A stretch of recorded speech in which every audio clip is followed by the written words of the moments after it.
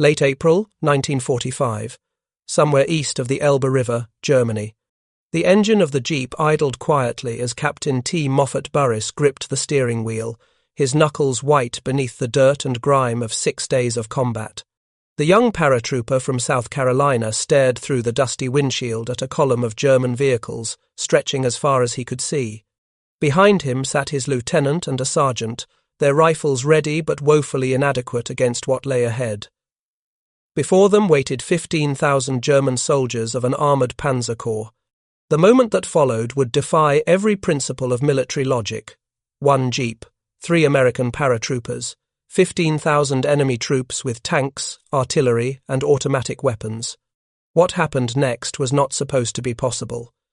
Yet within 30 minutes, the entire German force would lay down their arms without firing a single shot. This was not the result of superior firepower or tactical brilliance. It was the product of one man's audacious bluff and the psychological collapse of an army caught between 2 advancing superpowers.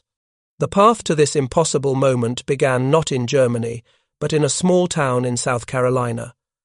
Thomas Moffatt Burriss was born in Anderson, South Carolina, on September 22, 1919. He grew up in the textile mill country of the South, where hard work and quiet determination defined a generation.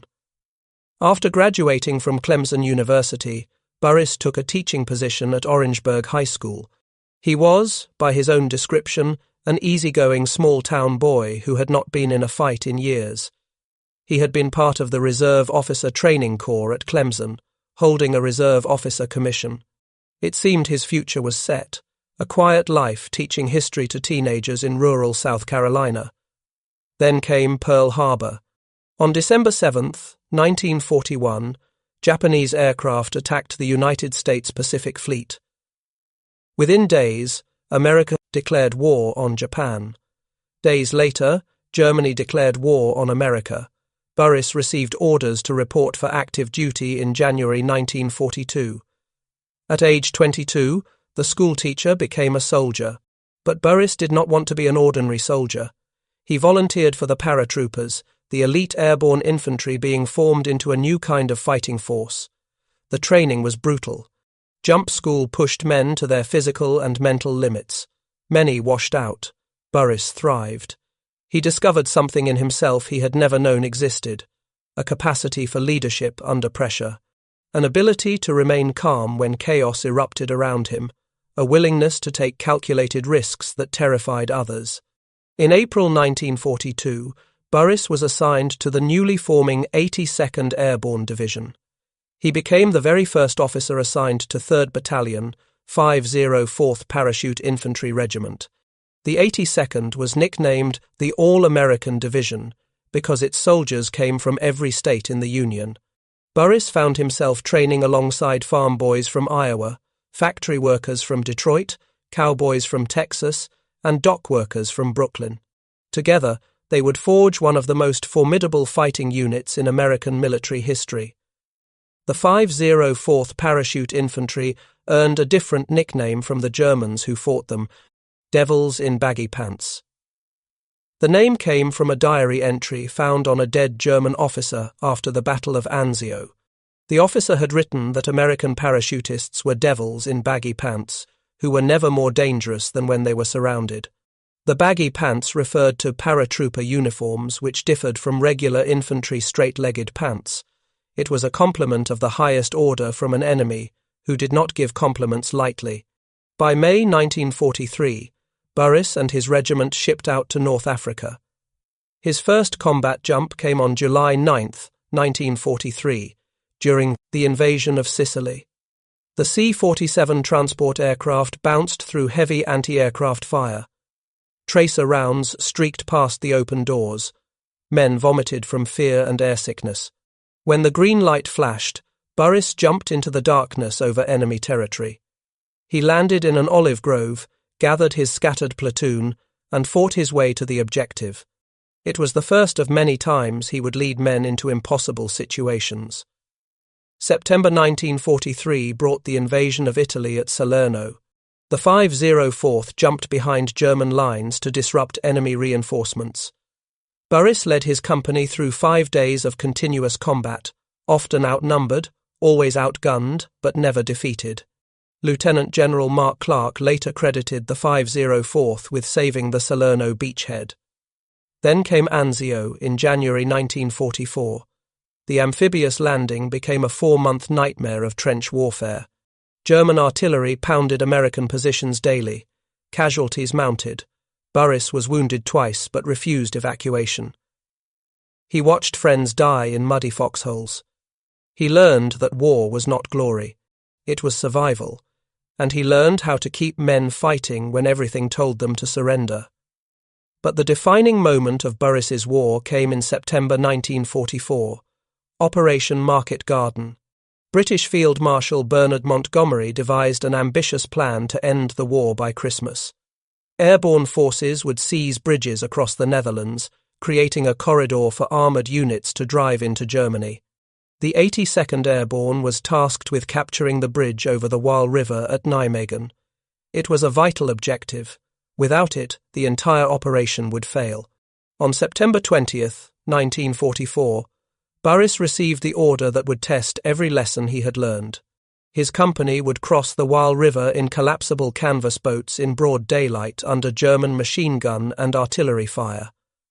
Then, they would assault fortified positions on the far bank. It was a suicide mission by any measure. British officers called it impossible. Burriss's own men knew the odds, yet no one refused. 26 British canvas assault boats, each 19 feet long with plywood bottoms and wooden frames, were brought forward. Each boat was designed to carry 10 paratroopers plus 3 engineers, but they were packed with 13 paratroopers and 3 engineers, 16 men total. Most boats had only 2 or 3 paddles instead of the standard 8, forcing paratroopers to use rifle butts as improvised oars. The Waal River was 400 yards wide at the crossing point.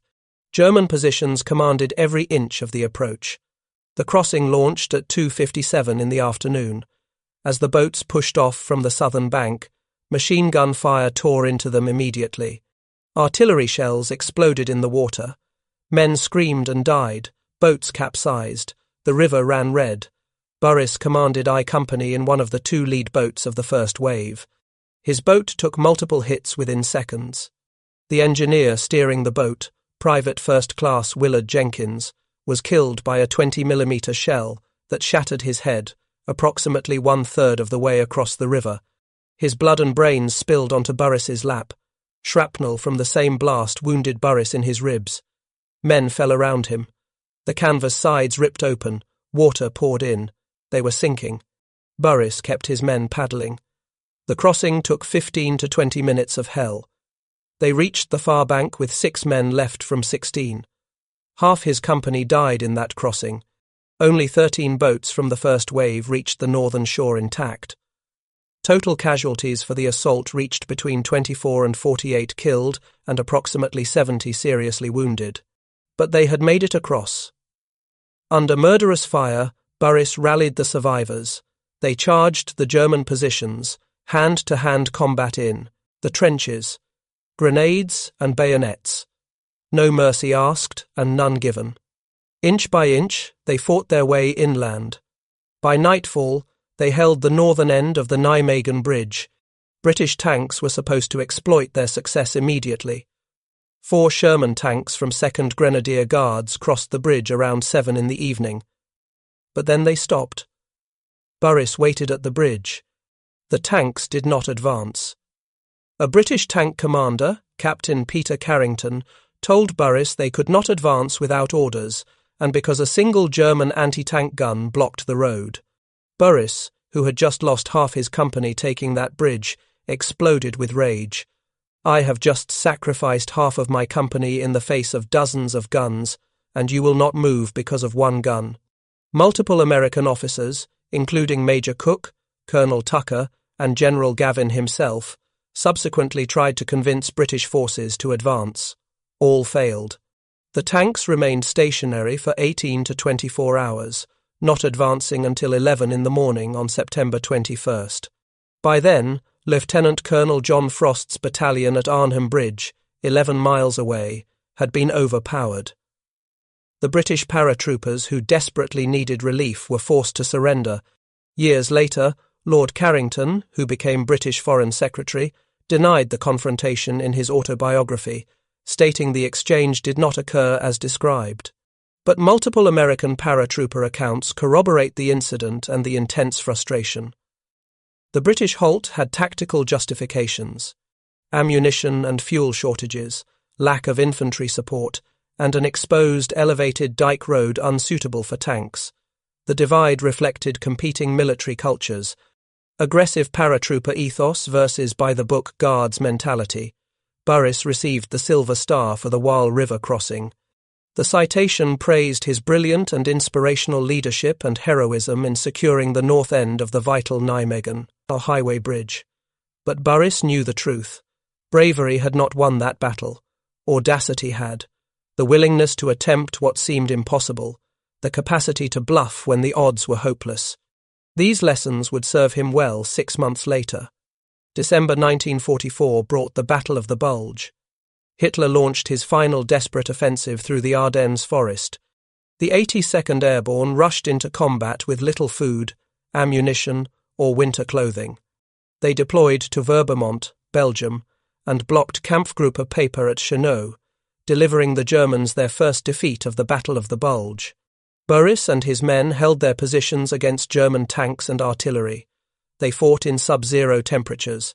They endured constant bombardment, but they did not break.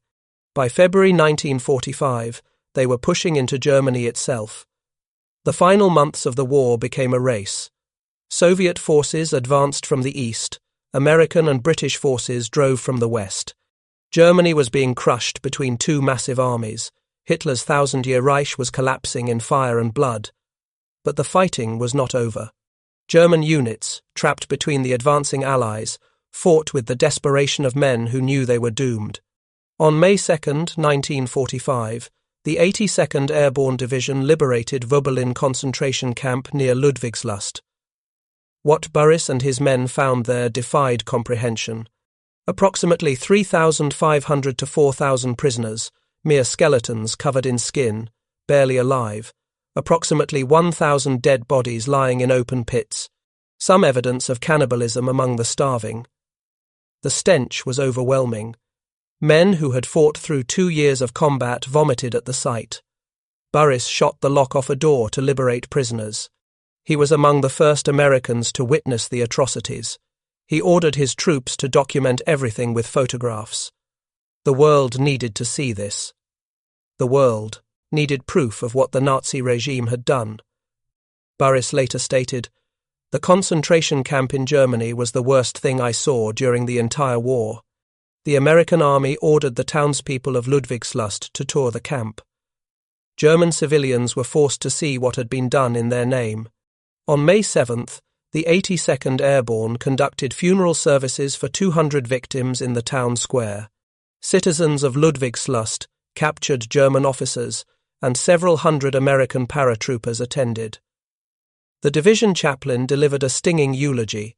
The crimes here committed in the name of the German people and by their acquiescence were minor compared to those found in other German concentration camps. Here, there are no gas chambers, no crematoria.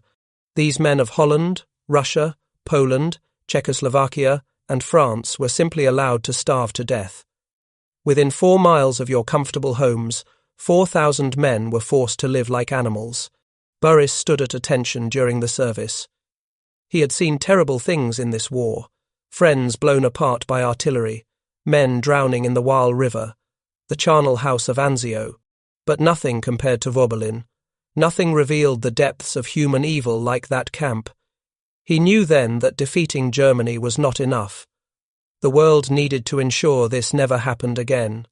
By late April 1945, Allied commanders faced a strategic decision. Soviet forces were closing on Berlin from the east. American forces had reached the Elbe River from the west. Supreme Allied Commander Dwight Eisenhower ordered American troops to halt at the Elbe and allow Soviet forces to take Berlin. The political arrangements for post-war Germany had already been negotiated at the Yalta Conference. Berlin would fall within the Soviet occupation zone. There was no military purpose in American forces fighting their way into a city that would be handed to the Soviets anyway. But Burriss chafed at the order. He was 25 years old. He had been fighting for nearly 3 years. Berlin was 40 miles away. The war was almost over, and he was supposed to just sit and wait. It went against everything in his nature. Burriss was a man of action. Waiting was torture. On a day in late April, exact date uncertain, Burriss made a decision. He later recalled telling his lieutenant and sergeant, "I cannot stand this any longer. Let us get in my jeep and drive across the river and see what we can see. See if there are some crowds still over there." It was not an official order. It was not an authorized reconnaissance. It was 3 paratroopers in a jeep, driving into enemy territory because Burriss was curious and restless. They drove approximately 40 miles, roughly halfway to Berlin. The roads were clogged with refugees fleeing the Soviet advance. German civilians pushed carts loaded with their possessions. Children cried. Old people stumbled along in exhaustion. The social order of Germany had completely collapsed. Authority no longer existed. Fear ruled everything. Then, ahead on the road, Burriss saw something that made his blood run cold. German military vehicles, dozens of them. No, hundreds. An entire column stretching as far as he could see. Tanks, half-tracks, artillery pieces, troop carriers, supply trucks. This was not a scattered group of deserters. This was an organized military formation. A full panzer corps, probably 15,000 troops or more. Burriss should have turned around immediately. 3 men in a jeep had no business confronting an armoured corps. The smart play was to retreat, report the enemy position, and let division headquarters decide how to handle it. But Burriss did not become one of the most decorated officers in the 82nd Airborne by always making the cautious choice. He had a different idea. A crazy idea. An idea that made no logical sense whatsoever. But it just might work. He drove straight toward the German column. His lieutenant and sergeant said nothing, but both men checked their rifles. If this went wrong, they would go down fighting. The jeep rolled up to the lead vehicle in the column. A German officer stood beside it. Burriss noticed the man wore a captain's insignia. He spoke English. That was lucky. Burriss climbed out of the jeep and walked directly to the German captain. He kept his hand away from his sidearm. No aggressive moves, just confidence, pure, absolute confidence. "I am here to accept your surrender," Burriss announced. His voice was steady, matter of fact, as if this was the most natural thing in the world, as if he had not just driven 40 miles behind enemy lines with 2 other men to confront 15,000 German soldiers. The German captain stared at him in disbelief. He looked past Burriss to the jeep. 2 men, 1 vehicle, no supporting troops, no tanks, no artillery, nothing. The captain's face registered confusion, then suspicion, then something approaching amusement. He gestured at the jeep and the 2 Americans waiting beside it. "Are you crazy?" he asked in heavily accented English. 3 men and a jeep? It was a fair question. Burriss was indeed taking an extraordinary risk. But this was not a moment for rational assessment. This was a moment for audacity, for the kind of bluff that Burriss had been perfecting since he jumped into Sicily 2 years ago. He looked the German captain straight in the eye. "I have a whole army of paratroopers and tanks right behind me," Burriss said calmly. "And the Russians are right behind you. Do you want to surrender to us or to them?" It was a magnificent lie. There was no army of paratroopers behind Burriss. There were no tanks. There was nothing but the same empty road they had driven down. But the German captain did not know that.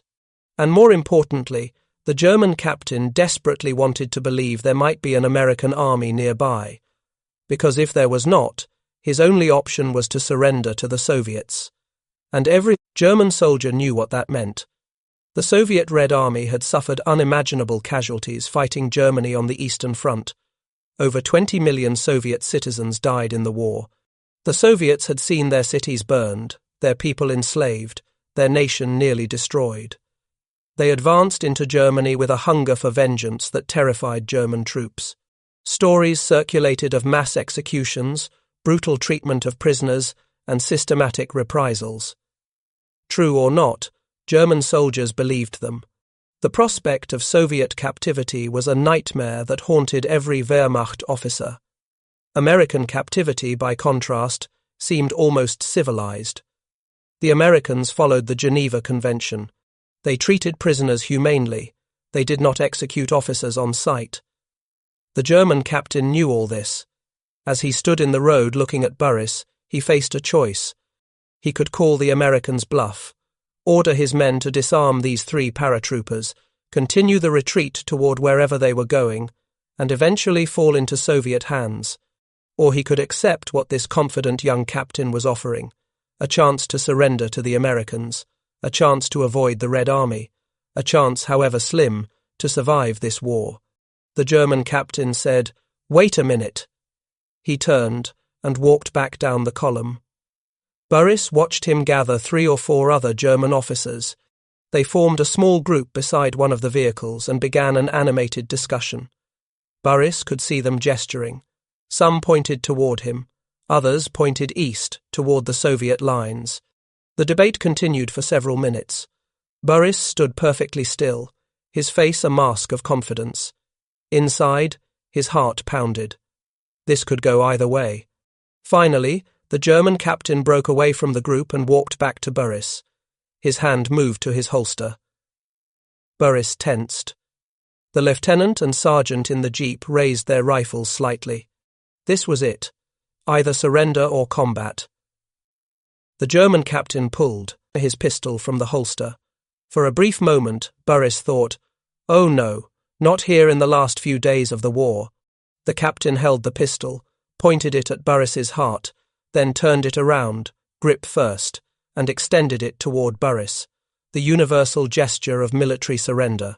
Burriss accepted the pistol. He nodded to the German captain.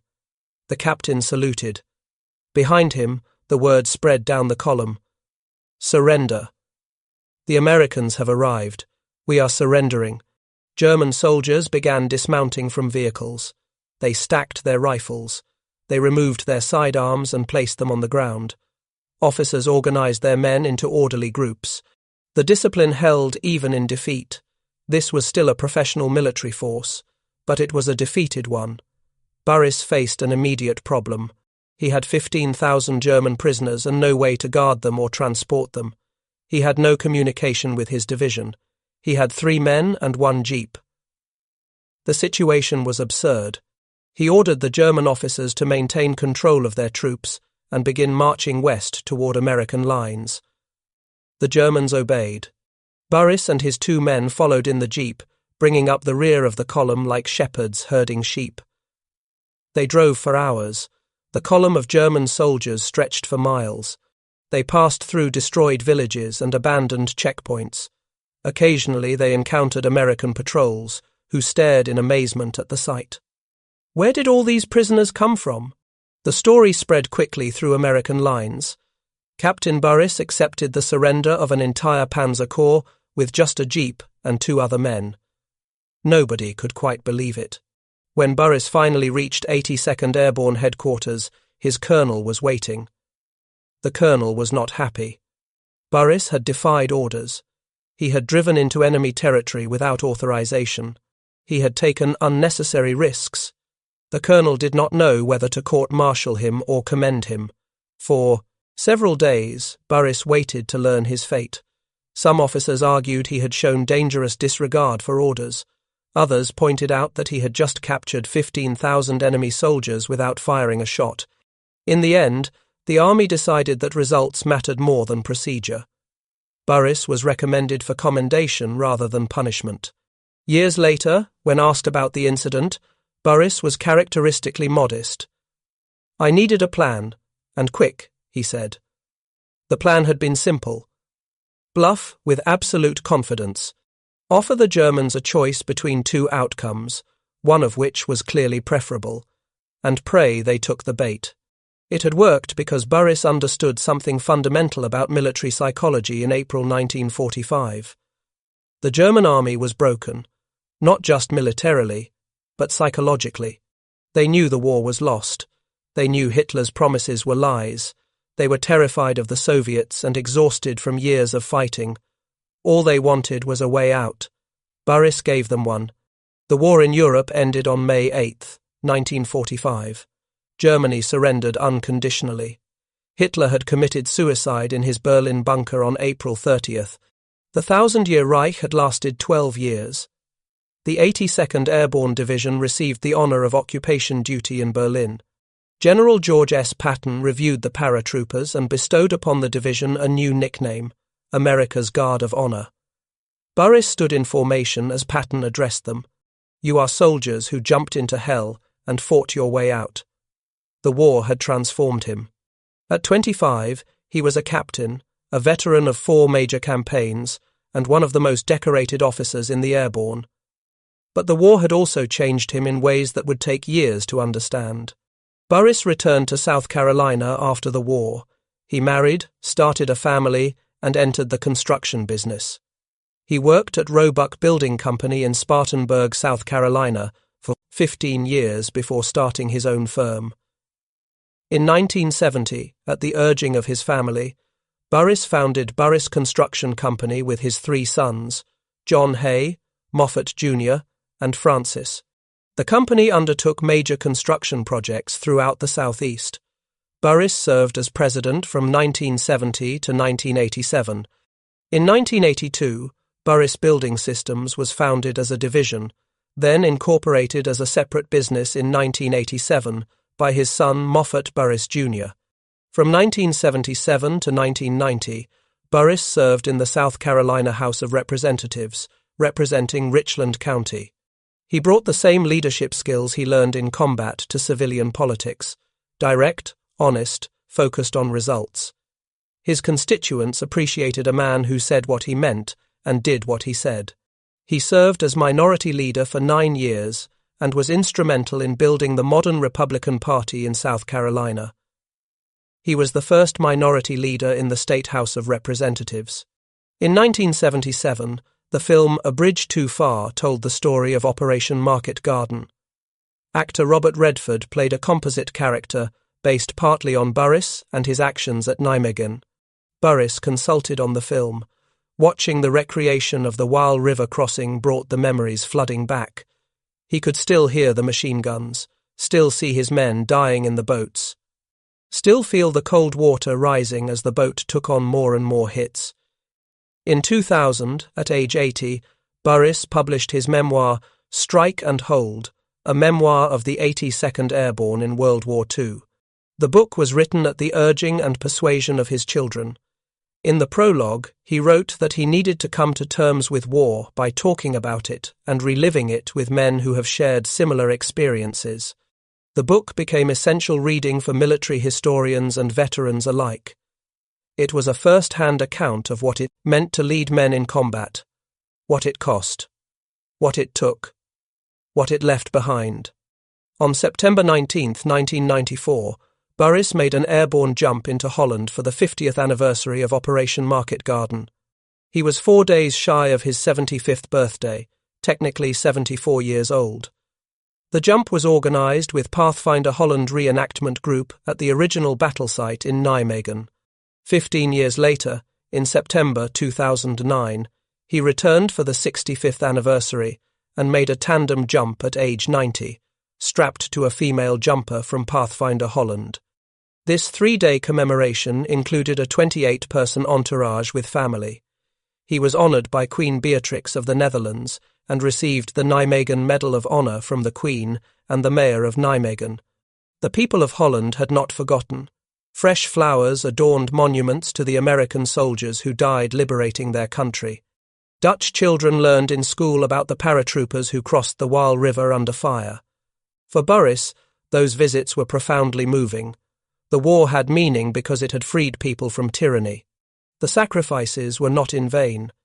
In 2012, at age 92, Burriss spoke at Fort Jackson's quarterly Profession of Arms luncheon for the Army Training Center.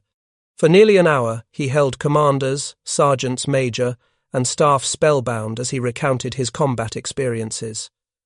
He told them about shooting the lock off a concentration camp gate to free prisoners. He told them about convincing a German panzer corps to surrender. He told them about being among the first Americans to enter Berlin after Germany's surrender. The audience sat in absolute silence. They were witnessing history. They were hearing from a man who embodied everything the army aspired to be. One officer who attended that presentation later said, "What resonated most with me as a commander was the simple message that good leaders need to lead from the front and should never expect anything from their soldiers that they would not do themselves." As a result of his exceptional leadership, his men and others who served near him were able to overcome the insurmountable odds they faced and accomplish the missions they were given, even under the difficult conditions they experienced throughout the war. In his later years, Burriss spoke frequently about leadership, duty, and service. He addressed military audiences, civic groups, and schools. His message was consistent. Good leaders lead from the front. Never ask your people to do something you would not do yourself. Take care of your troops, and they will take care of you. These were not abstract principles for Burriss. They were lessons learned in blood and fire. When asked about the surrender of the 15,000 German troops, Burriss always emphasized the context.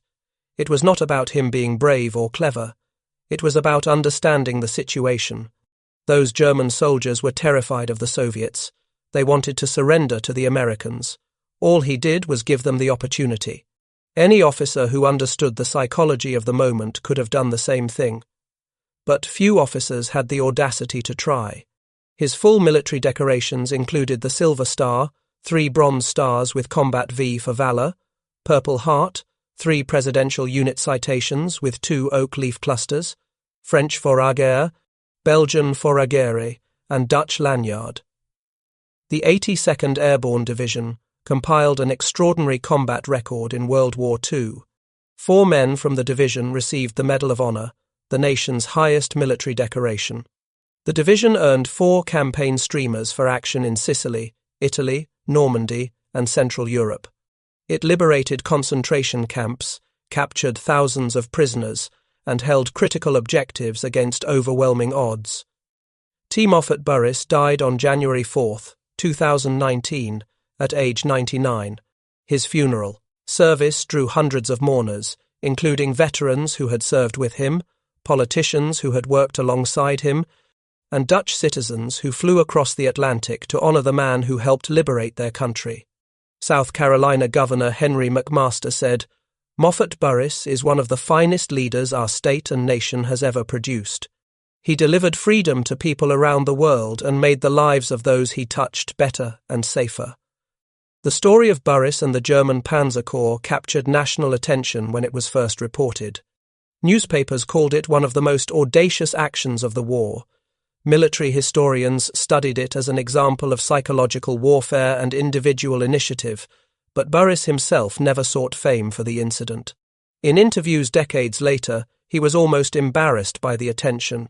He insisted he was just doing his job, just trying to end the war without getting anyone killed. Yet the incident reveals something profound about military leadership and the nature of courage. True courage is not the absence of fear, it is the mastery of fear. Burriss was surely afraid when he confronted that German column. Any sane man would be. But he controlled his fear.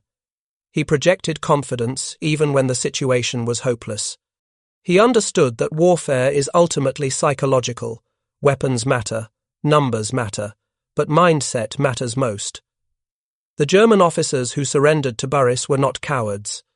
They were professionals who recognized when continued resistance was futile. They were caught between 2 superpowers, their nation in ruins, their cause lost. Burriss gave them a rational choice: surrender now to the Americans, or be captured later by the Soviets. The fact that his bluff worked says less about his deception and more about the desperation of Germany in April 1945. Some military analysts have questioned whether every detail of Burriss's story is entirely precise. 15,000 troops is a suspiciously round number. The details are somewhat vague on exact locations and dates. Burriss himself admitted his memory of specific events had faded over the decades. Yet, the core of the story is indisputable. American 82nd Airborne after-action reports from late April 1945 document large numbers of German prisoners taken with minimal resistance. Division records note that Captain Burriss of I Company, 504th Parachute Infantry Regiment, was commended for actions involving German surrender. Multiple veterans from his unit recalled hearing about the incident shortly after it occurred. What we know for certain is this. In the final days of the war in Europe, T. Moffatt Burriss encountered a large German military formation.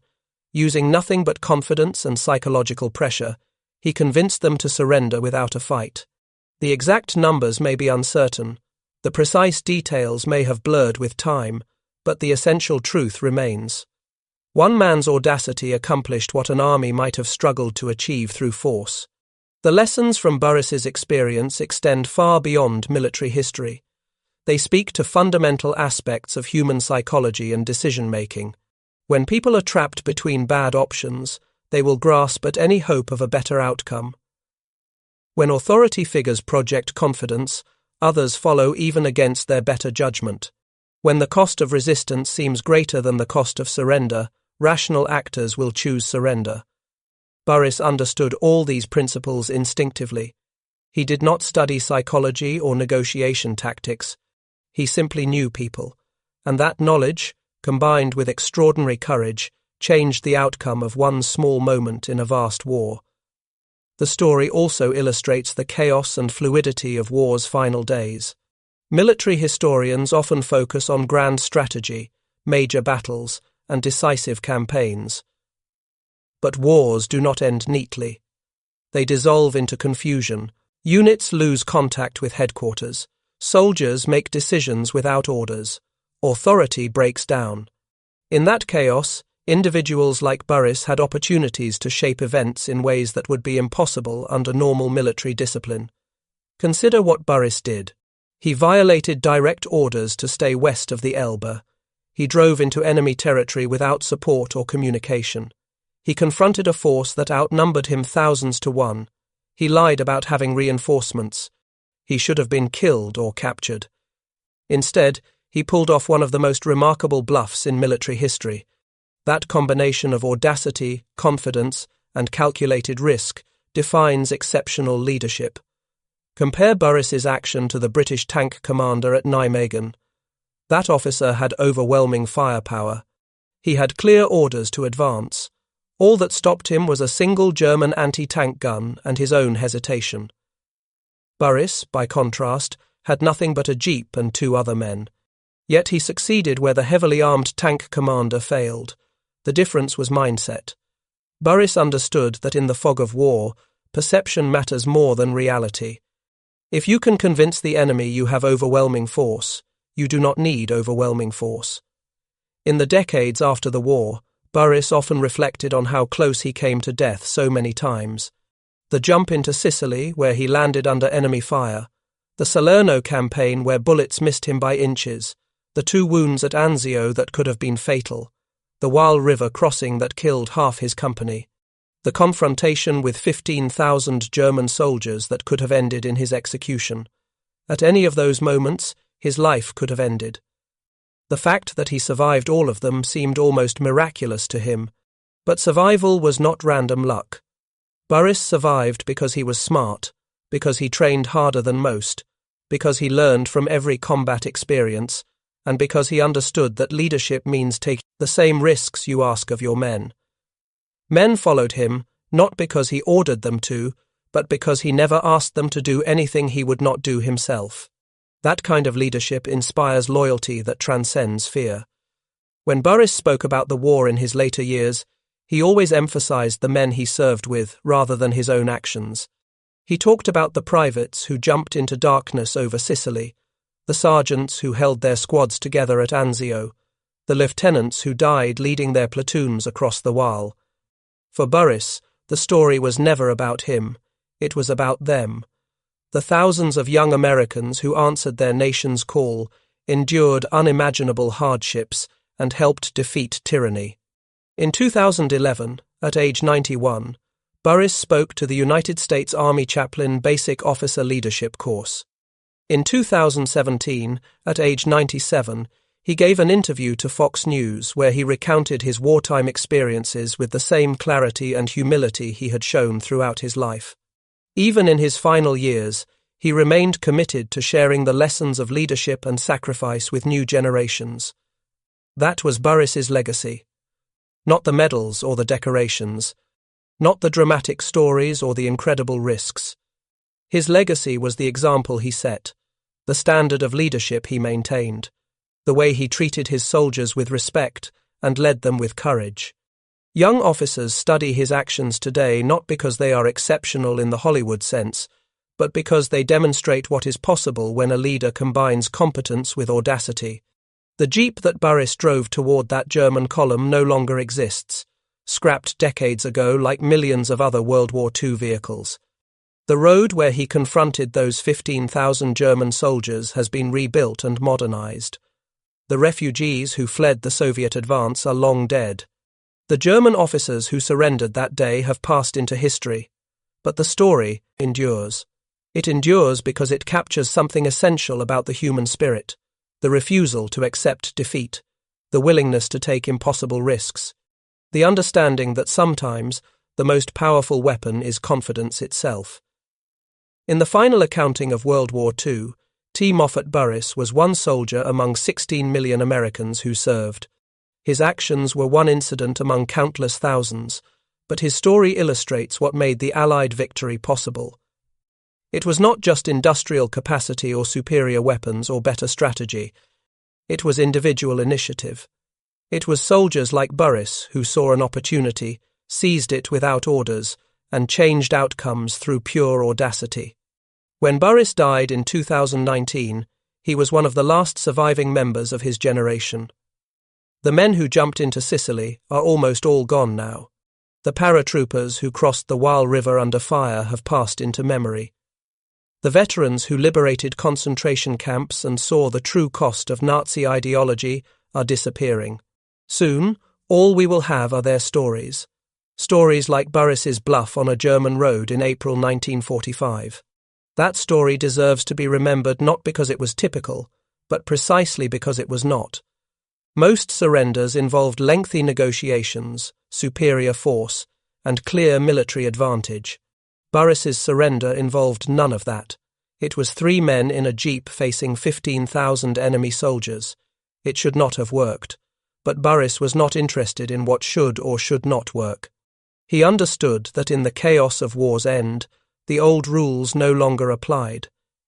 He understood that desperate men will believe what they want to believe. He understood that confidence is contagious, and that a bold bluff beats a cautious retreat. So remember this story. Remember the schoolteacher from South Carolina who became one of the most decorated paratroopers in American history. Remember the captain who jumped 4 times into combat and led from the front in every battle. Remember the man who crossed a river under fire, lost half his company, and kept fighting. Remember the officer who confronted 15,000 enemy soldiers with nothing but nerve and convinced them to lay down their arms. Remember T. Moffatt Burriss. Remember that courage is not the absence of fear. Remember that leadership means standing where you ask others to stand. Remember that sometimes the impossible is just the improbable waiting for someone audacious enough to try it.